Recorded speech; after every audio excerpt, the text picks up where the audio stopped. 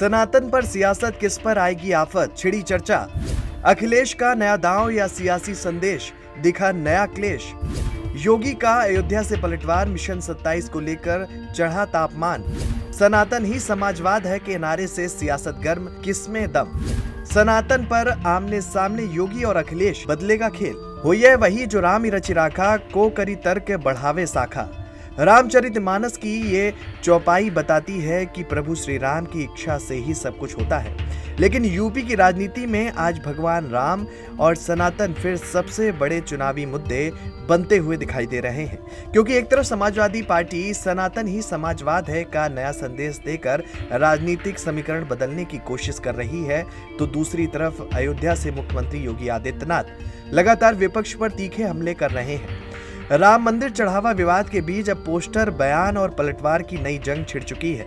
सवाल यही है कि सनातन पर छिड़ी सियासत में आखिर किसकी ताकत बढ़ेगी और किसकी आफत आएगी। आइए समझते हैं पूरा राजनीतिक खेल। दरअसल लखनऊ में समाजवादी पार्टी कार्यालय के बाहर लगी नई होर्डिंग ने पूरे राजनीतिक माहौल को गर्म करके रख दिया है।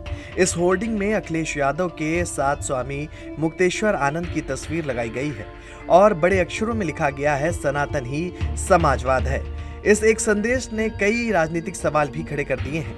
लंबे समय से बीजेपी समाजवादी पार्टी पर सनातन और हिंदुत्व के मुद्दे पर सवाल उठाती रही। ऐसे में राजनीतिक जानकार मान रहे हैं कि ये पोस्टर सिर्फ एक होर्डिंग नहीं, बल्कि 2027 से पहले समाजवादी पार्टी की नई रणनीति का संकेत भी हो सकता है।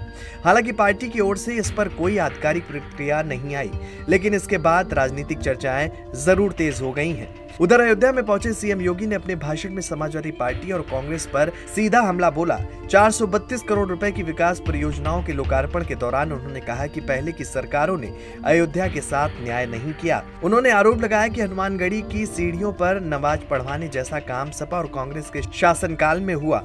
मुख्यमंत्री ने सवाल भी उठाया कि क्या जामा मस्जिद में कभी हनुमान चालीसा पढ़ी जा सकती है। योगी ने यह भी कहा कि डबल इंजन सरकार ने अयोध्या की तस्वीर और तकदीर दोनों बदल दी है और जो काम सदियों तक नहीं हुआ वो पूरा हुआ है। उनके इस बयान के बाद राजनीतिक माहौल और ज्यादा गर्म हो गया है। जो ये लोग आस्था की बात करते हैं, याद करो ना, इन्होंने तो हमारी पवित्र हनुमानगढ़ी में इन्होंने तो वहां नमाज भी पढ़वाने का काम किया था। आप सोचो, कल्पना करिए, क्या कोई जामा मस्जिद में कभी हनुमान चालीसा का पाठ कर पाएगा? क्या सरकारें करवा पाएंगी? क्या समाजवादी पार्टी और कांग्रेस करवा पाएगी? अगर नहीं करा पाएगी तो ये पाप क्यों करवाया गया था? अयोध्या में हनुमानगढ़ी की सीढ़ियों पर नमाज पढ़वाने का पाप क्यों करवाया गया था? कौन करवा रहा था ये? बहनों और भाइयों, आज अयोध्या आप देखते होंगे, हमारी अयोध्या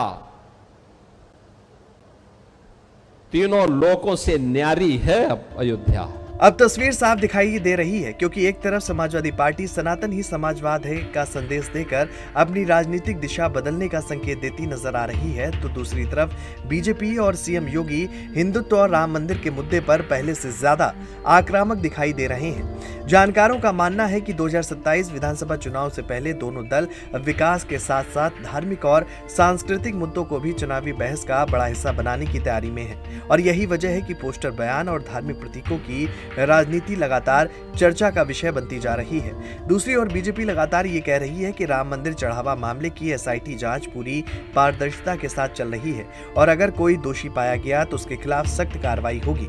वहीं समाजवादी पार्टी और कांग्रेस पूरे मामले में सरकार की जवाबदेही तय करने की मांग कर रही है। माना जा रहा है कि आने वाले दिनों में ये मुद्दा और ज्यादा गर्माएगा, क्योंकि विधानसभा चुनाव की तैयारियां लगातार तेज होती जा रही हैं। अब एक तरफ अखिलेश की पार्टी नए संदेश के जरिए अपनी राजनीतिक छवि को नया रूप देने की कोशिश कर रही है, तो दूसरी तरफ सीएम योगी हिंदुत्व और अयोध्या के मुद्दे पर लगातार अपनी राजनीतिक धार तेज कर रहे हैं। 2027 की जंग में सनातन की ये सियासत किसके लिए ताकत बनेगी और किसके लिए आफत साबित होगी, आने वाले दिनों में उत्तर प्रदेश की राजनीति का रुख काफी हद तक इसी बहस से तय होता दिखाई सकेगा। कैमरा पर्सन के साथ साहबुद्दीन यादव, जेएमडी न्यूज, लखनऊ।